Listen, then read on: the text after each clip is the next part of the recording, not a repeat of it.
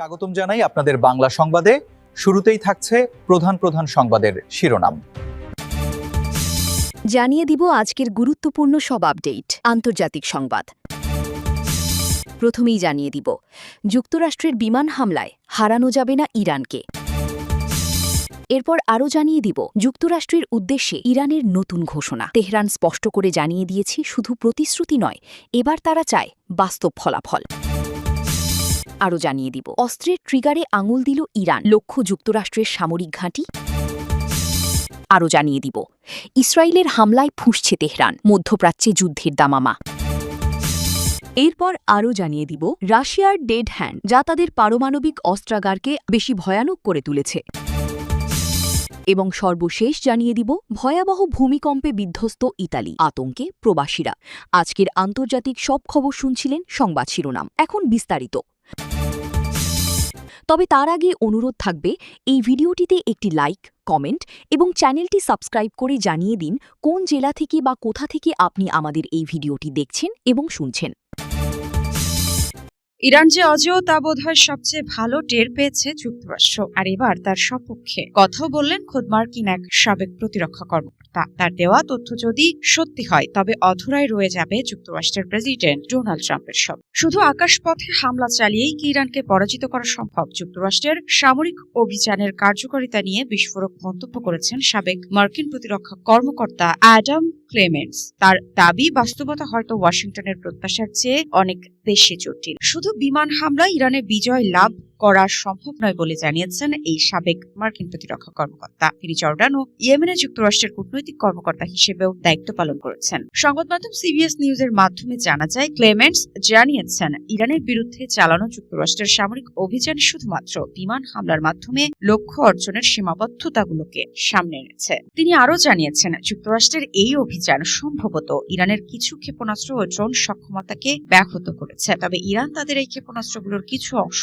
লুকিয়ে রেখেছে অথবা অন্তত পরবর্তীতে ব্যবহারের জন্য জমা রেখেছে। সাবেক এই প্রতিরক্ষা কর্মকর্তার মতে, এই যুদ্ধের প্রভাব মধ্যপ্রাচ্য অঞ্চলের বাইরে দূর দূরান্তেও অনুভূত হচ্ছে। এমনকি দক্ষিণ এশিয়া বা দূরপ্রাচ্যের এশীয় রাষ্ট্রগুলো, যারা এই যুদ্ধে সরাসরি জড়িত নয়, তারাও এর অর্থনৈতিক প্রভাবের কারণে পরোক্ষভাবে জড়িয়ে পড়েছে বলেও জানান ক্লেমেন্টস। তবে ক্লেমেন্টসের এই মন্তব্য নতুন করে প্রশ্ন তুলেছে, শুধু সামরিক শক্তিই নয়, অর্থনীতি ও রাজনীতির সমীকরণও কি এই সংঘাতের ভবিষ্যৎ নির্ধারণ করবে? মধ্যপ্রাচ্যের যুদ্ধের ঢেউ শেষ পর্যন্ত কোথায় গিয়ে থামবে, সেটাই এখন দেখার বিষয়। যুক্তরাষ্ট্রের সঙ্গে বহু দফা আলোচনা, কূটনৈতিক তৎপরতা এবং সম্ভাব্য সমঝোতার জল্পনার মধ্যেই এবার কঠোর বার্তা দিল ইরান। তেহরান স্পষ্ট করে জানিয়ে দিয়েছে, শুধু প্রতিশ্রুতি নয়, এবার তারা চায় বাস্তব ফলাফল। আর সেই ফলাফল চোখে না দেখা পর্যন্ত যুক্তরাষ্ট্রের সঙ্গে কোনো চুক্তিতে যেতে রাজি নয় দেশটি। ইরানের পার্লামেন্ট স্পিকার এবং শীর্ষ পরমাণু আলোচক মোহাম্মদ বাঘের গালিবাফ সম্প্রতি স্পিকার হিসেবে পুনর্নির্বাচিত হওয়ার পর শপথ গ্রহণ অনুষ্ঠানে দেওয়া বক্তব্যেই তিনি ওয়াশিংটনের প্রতি তেহরানের বর্তমান অবস্থান স্পষ্ট করে দেন। গালিবাফের বক্তব্যের সবচেয়ে গুরুত্বপূর্ণ অংশ ছিল যুক্তরাষ্ট্রের প্রতিশ্রুতির প্রতি তার অনাস্থা। তিনি বলেন, শত্রুপক্ষের মৌখিক আশ্বাস বা কাগজে প্রতিশ্রুতির ওপর ইরানের কোনো আস্থা নেই। অতীতের অভিজ্ঞতা থেকেই তেহরান এই অবস্থানে পৌঁছেছে বলে ইঙ্গিত দেন তিনি। তার ভাষায়, কোনো নতুন সমঝোতায় যাওয়ার আগে ইরানকে অবশ্যই দৃশ্যমান ও বাস্তবসম্মত ফলাফল দেখতে হবে। অর্থাৎ শুধু আলোচনার টেবিলে দেয়া প্রতিশ্রুতি নয়, বাস্তবে নিষেধাজ্ঞা শিথিল হচ্ছে কিনা, অর্থনৈতিক সুবিধা মিলছে কিনা এবং ইরানের জনগণ তার সুফল পাচ্ছে কিনা, সেটাই হবে সবচেয়ে বড় বিষয়। এই বক্তব্য এমন এক সময়ে এলো যখন কয়েক মাস ধরেই যুক্তরাষ্ট্র ও ইরানের মধ্যে পরমাণু ইস্যুতে নতুন সমঝোতার সম্ভাবনা নিয়ে নানা আলোচনা চলছে। মধ্যপ্রাচ্যের বিভিন্ন কূটনৈতিক সূত্র ইঙ্গিত দিয়েছে যে দুই পক্ষ অন্তত সংলাপের পথ খোলা রাখতে আগ্রহী। কিন্তু গালিবাফের বক্তব্য থেকে স্পষ্ট, অতীতের মতো এবার আর যুক্তরাষ্ট্রকে সহজে বিশ্বাস করতে চাইছে না ইরান। কারণ ইরানের রাজনৈতিক নেতৃত্বের একটি বড় অংশ মনে করে, আগের চুক্তিগুলোতে তারা নিজেদের প্রতিশ্রুতি পালন করলেও প্রত্যাশিত অর্থনৈতিক সুবিধা পুরোপুরি পায়নি। তাই এবার নতুন একটি নীতি সামনে আনছে ইরান। আগে ফলাফল, তারপর প্রতিশ্রুতি বাস্তবায়ন। অর্থাৎ কেবল কূটনৈতিক আশ্বাসের ভিত্তিতে কোনো পদক্ষেপ নিতে তারা আগ্রহী নয়। গালিবাফ আরও বলেন, যে কোনো দ্বিপাক্ষিক বা বহুপাক্ষিক চুক্তির ক্ষেত্রে সবচেয়ে গুরুত্বপূর্ণ বিষয় হবে ইরানের জনগণের অধিকার রক্ষা। তেহরানের দৃষ্টিতে কোনো সমঝোতা তখনই গ্রহণযোগ্য হবে যখন তা সরাসরি দেশের জনগণের স্বার্থ নিশ্চিত করবে। এই বক্তব্য শুধু যুক্তরাষ্ট্রের জন্য নয়, আন্তর্জাতিক মধ্যস্থতাকারীদের জন্যও একটি গুরুত্বপূর্ণ বার্তা। কারণ এটি দেখিয়ে দিচ্ছে যে ভবিষ্যৎ আলোচনায় ইরান আগের তুলনায় অনেক বেশি সতর্ক অবস্থান নিতে যাচ্ছে। বিশ্লেষকদের মতে গালিবাফের এই বক্তব্য তেহরানের অভ্যন্তরীণ রাজনৈতিক অবস্থানও প্রতিফলিত করে। দেশটির ক্ষমতা কাঠামোর গুরুত্বপূর্ণ অংশ এখন এমন একটি চুক্তি চায় যেখানে ইরানকে শুধু প্রতিশ্রুতির বিনিময়ে ছাড় দিতে হবে না, বরং আগে বাস্তব সুবিধা নিশ্চিত করতে হবে। ফলে এখন বড় প্রশ্ন হলো, যুক্তরাষ্ট্র কি ইরানের এই নতুন শর্ত মেনে এগোতে প্রস্তুত, নাকি দুই পক্ষের মধ্যে আস্থার সংকট আবারও আলোচনাকে জটিল করে তুলবে? একদিকে কূটনীতির দরজা এখনো পুরোপুরি বন্ধ হয়নি, অন্যদিকে তেহরানের বার্তাও অত্যন্ত পরিষ্কার। অতীতের অভিজ্ঞতা থেকে শিক্ষা নিয়েছে ইরান, তাই এবার শুধু কথাই নয়, কাজেই প্রমাণ দেখতে চায় তারা।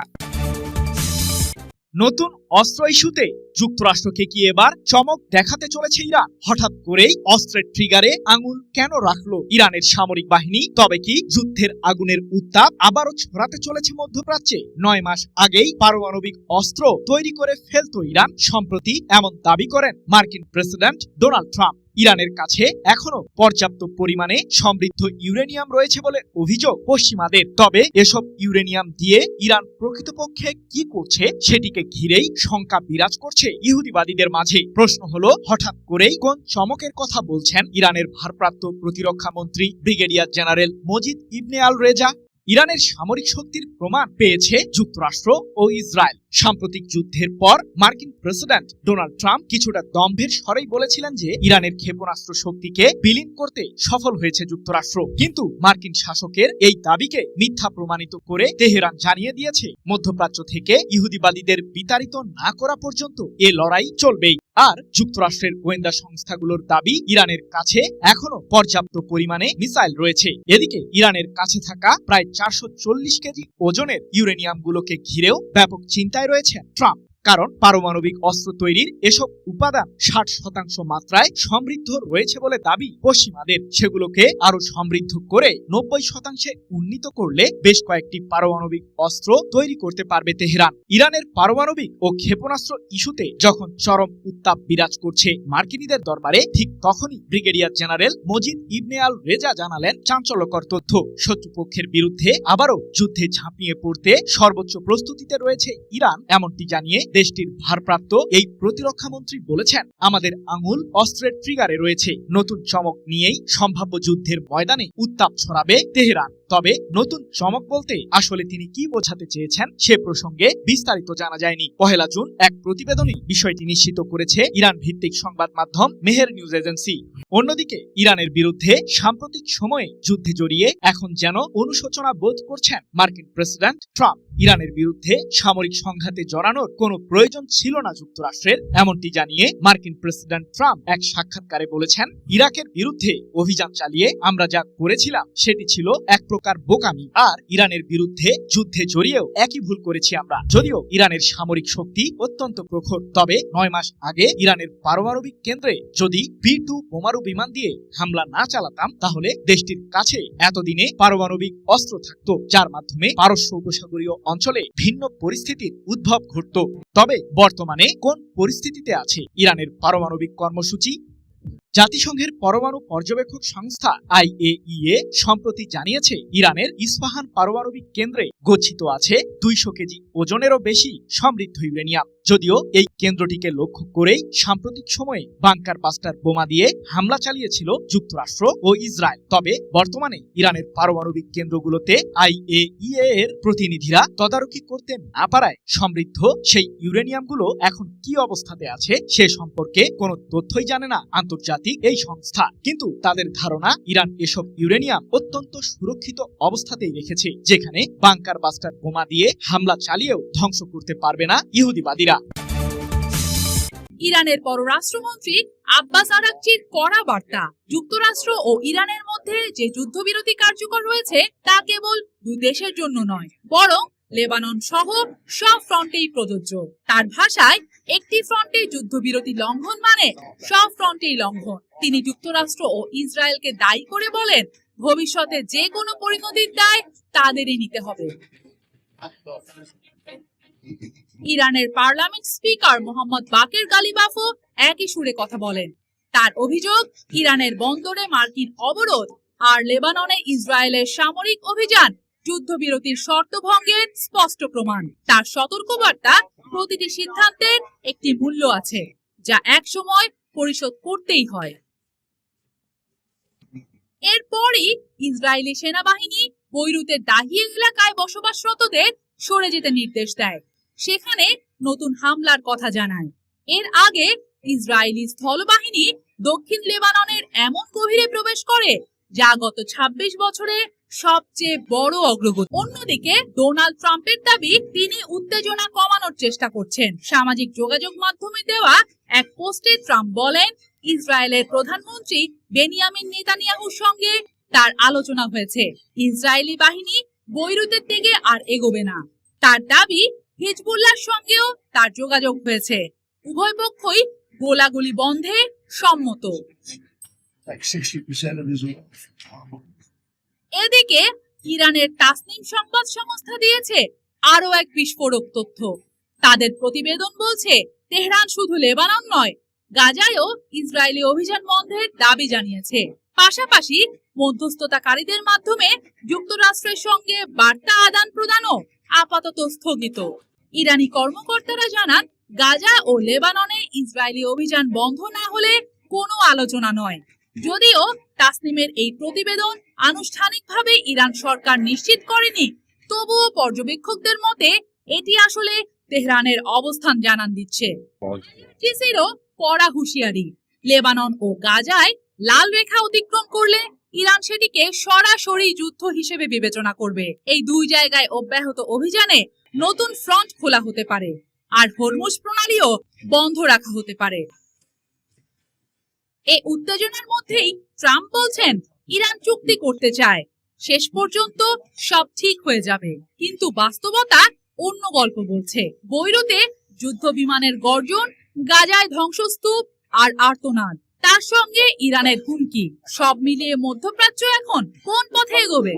বিশ্ব অপেক্ষা করছে সেই উত্তর জানতে, যেখানে প্রতিটি ঘন্টা বড় বিস্ফোরণের কাউন্টডাউন হয়ে উঠছে।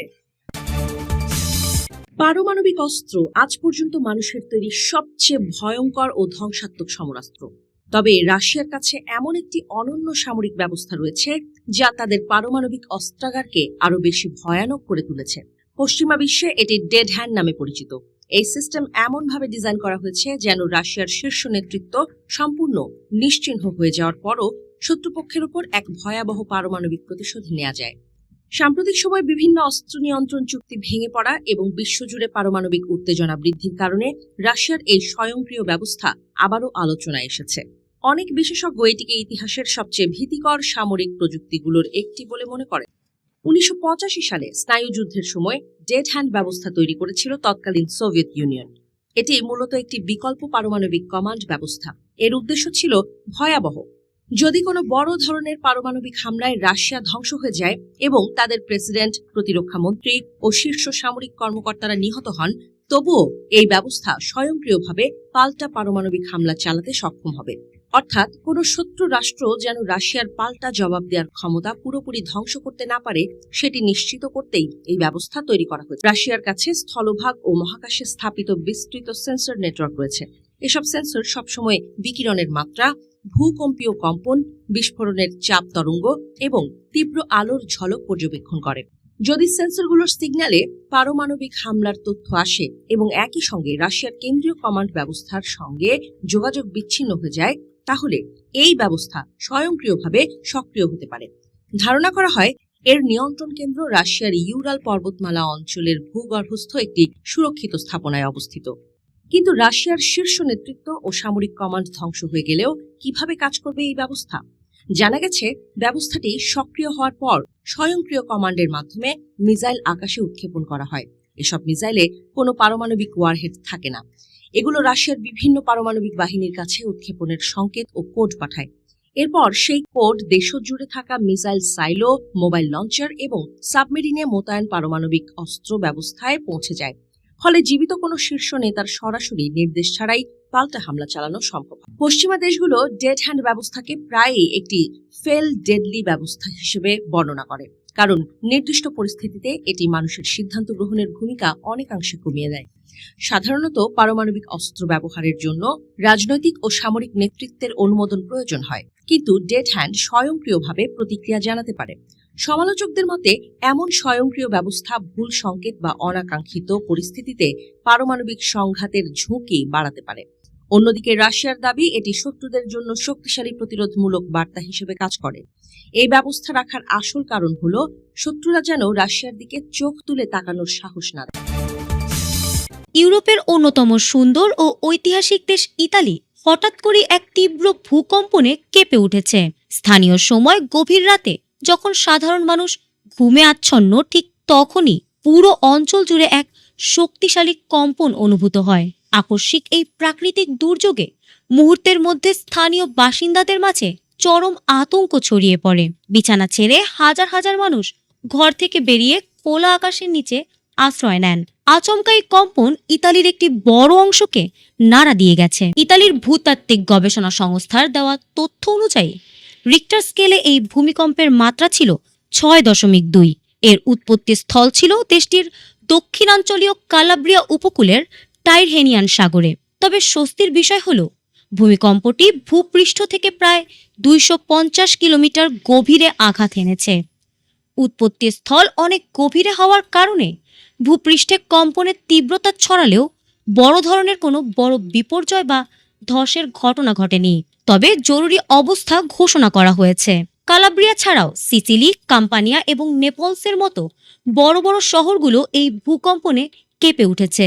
এদিকে ইতালিতে শক্তিশালী ভূমিকম্পের খবর বাংলাদেশে পৌঁছানোর পরপরই সেখানে বসবাসরত প্রবাসী বাংলাদেশিদের পরিবার ও স্বজনদের মধ্যে তীব্র উদ্বেগ ও উৎকণ্ঠা তৈরি হয়েছে। বিশেষ করে দক্ষিণ ইতালির শহরগুলোতে বিপুল সংখ্যক বাংলাদেশি বসবাস করায় সামাজিক যোগাযোগ মাধ্যমে খোঁজ খবর নেওয়ার হিড়িক পড়ে গেছে। তবে স্থানীয় প্রবাসী কমিউনিটি নেতা এবং রোমে অবস্থিত বাংলাদেশ দূতাবাস সূত্র নিশ্চিত করেছে, এখন পর্যন্ত কোনো বাংলাদেশি হতাহত বা ক্ষতিগ্রস্ত হওয়ার খবর পাওয়া যায়নি। প্রবাসীরা সবাই সুরক্ষিত ও নিরাপদে আছেন। ভৌগোলিক অবস্থানের কারণে ইতালি বরাবরই একটি ভূমিকম্পপ্রবণ অঞ্চল হিসেবে পরিচিত। অতীতের বেশ কিছু ভয়াবহ ভূমিকম্পের স্মৃতি মনে করে স্থানীয়দের পাশাপাশি প্রবাসীরাও বেশ আতঙ্কিত হয়ে পড়েছিলেন। তবে বড় কোনো ক্ষয়ক্ষতি না হওয়ায় পরিস্থিতি এখন অনেকটাই স্বাভাবিক। স্থানীয় প্রশাসন ও জরুরি সেবা বিভাগ যে কোনো পরিস্থিতি মোকাবিলায় এবং বহুতল ভবনগুলোর নিরাপত্তা নিশ্চিত করতে পুরো অঞ্চলে জরুরি অবস্থা ঘোষণার পাশাপাশি নজরদারি অব্যাহত রেখেছে।